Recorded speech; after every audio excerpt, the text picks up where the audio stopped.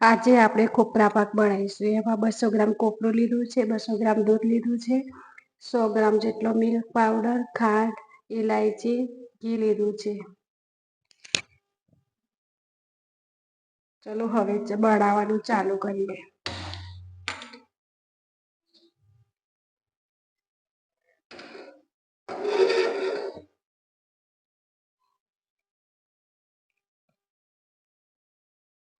હવે થોડું ઘી નાખીશું.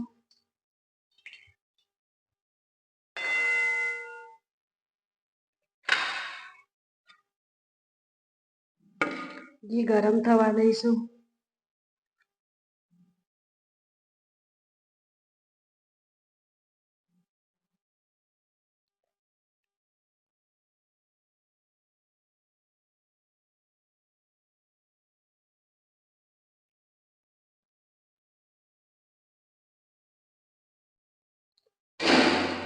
હવે આપણું કોપરું શેકી લઈશું.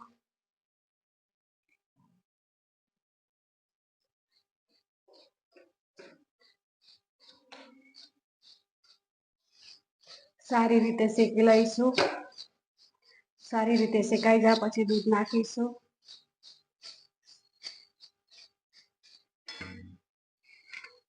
હવે આપણે દૂધ નાખીશું. હવે જોઈ શકો છો કે આપણું કોપરું સરસ શેકાઈ ગયું છે.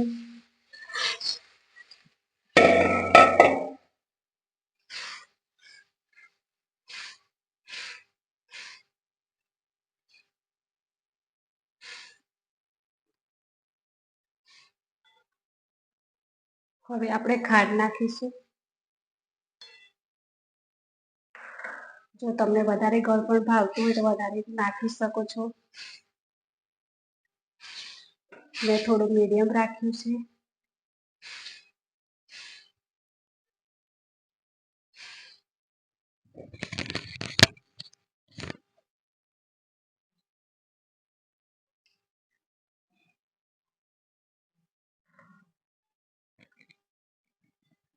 હવે આપણે મિલ્ક પાવડર લીધો છે એ નાખીશું. સારી રીતે મિક્સ કરી લઈશું.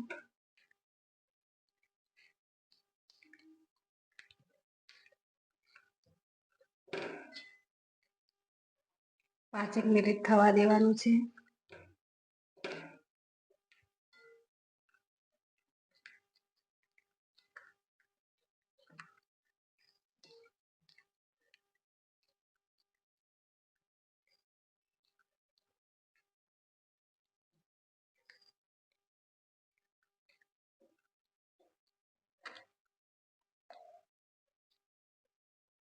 હવે થોડું થવા દઈશું.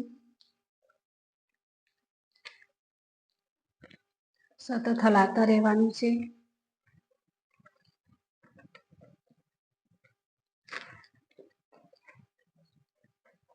તાસળીની ચોટે ત્યાંનું ધ્યાન રાખવાનું છે.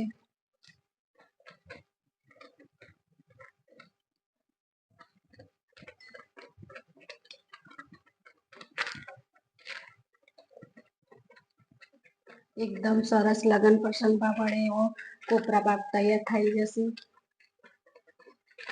આ રીતનું સામાન નાખશો તો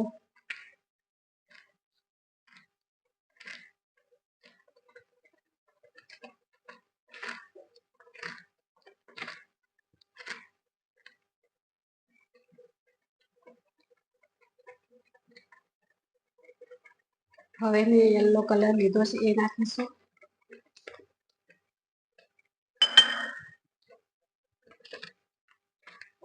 સારી રીતે મિક્સ કરી લઈશું. મિક્સ થયા પછી ઇલાયચી નાખીશું. હજી થોડું થવા દેવાનું છે. આપણું દૂધ બધું બાળી દેવાનું છે.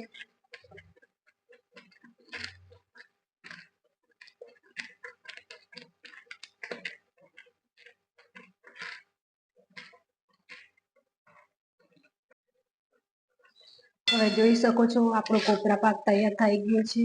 હવે ઇલાયચી પાવડર નાખીશું.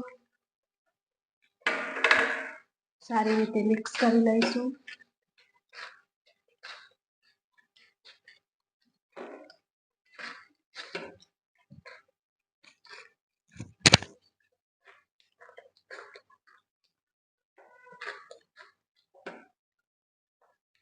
આવી રીતના હલાવતા જવાનું છે.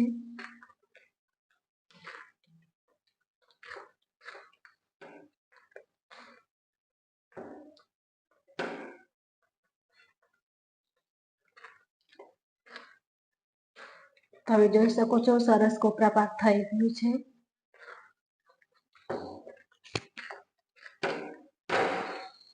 હવે આપણે ગેસ બંધ કરી દઈશું.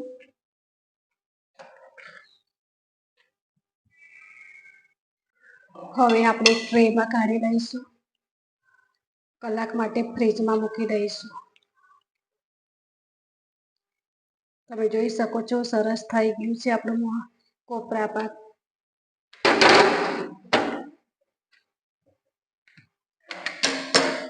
આવી રીતના સેટ કરી લેવાનું છે.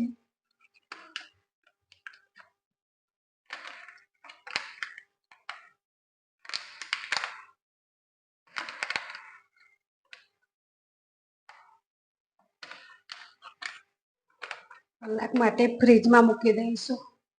ચલો આપણું કોપરા પાક તૈયાર છે. હલો મિત્રો, જોઈ શકો છો આપણા કોપરા પાક કેટલા સરસ થઈ ગયા છે.